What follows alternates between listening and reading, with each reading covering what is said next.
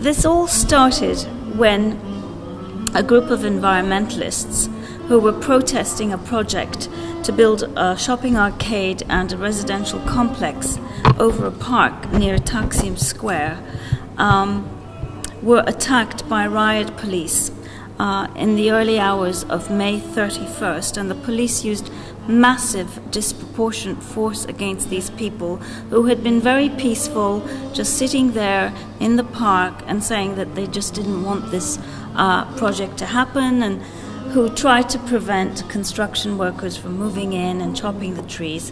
And then the police came, burnt down their tents, used excessive force, doused them with tear gas.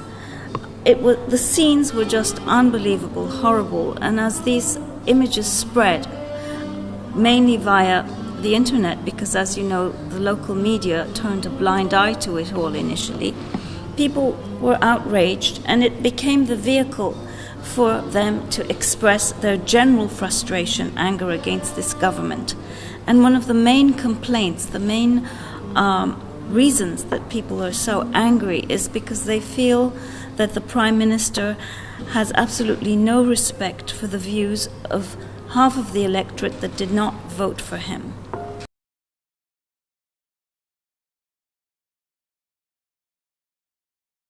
The institutional battles between the secularists and the government stroke Islamists, I think, is really pretty much over. I think the real problem we have now is of a government that came to power with a strong majority, has done so 3 successive times, and believes that that majority gives it the right to impose its views on the rest of the society that did not vote for it. So what we're talking about is majoritarianism. What we're talking about is latent authoritarianism on the part of the government. The fact that the Prime Minister seems bent on imposing his views, which happen to be Islamist ones.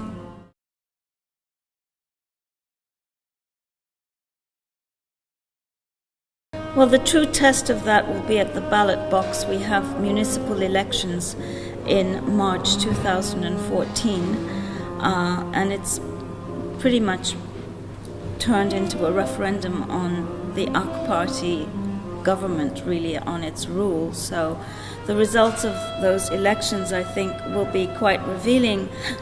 But for now, I think the greatest damage has been to Turkey's image abroad and to the government's image abroad, to Prime Minister Erdogan's image abroad, because the whole world watched those scenes of police dousing protesters with gas, beating them, horrible, horrible images. And I think those won't be erased very easily. And I think what we've seen now is that for the first time, this government that has ruled unchallenged is now finally being challenged, and not by institutions, not by the deep state, but by the people, and how Erdogan deals with that. And so far the signs are not very encouraging, because he seems to have embraced confrontation over consensus, over bridge building, over conciliation. The signs are not very encouraging so far, and if he continues to pursue that confrontational path, he may well, rally his own base, but he will further alienate the people who didn't vote for them, and he will further polarize society. And the fact that he keeps using Islamic references in his speech to justify his own approach to what's happening and to vilify the people who are challenging him is also very dangerous and very polarizing.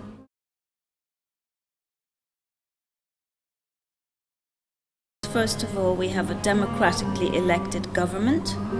Mr. Erdogan came to power through free and fair elections and with a strong majority. So to compare it with Egypt or other dictatorships in the Middle East would be completely wrong and misleading.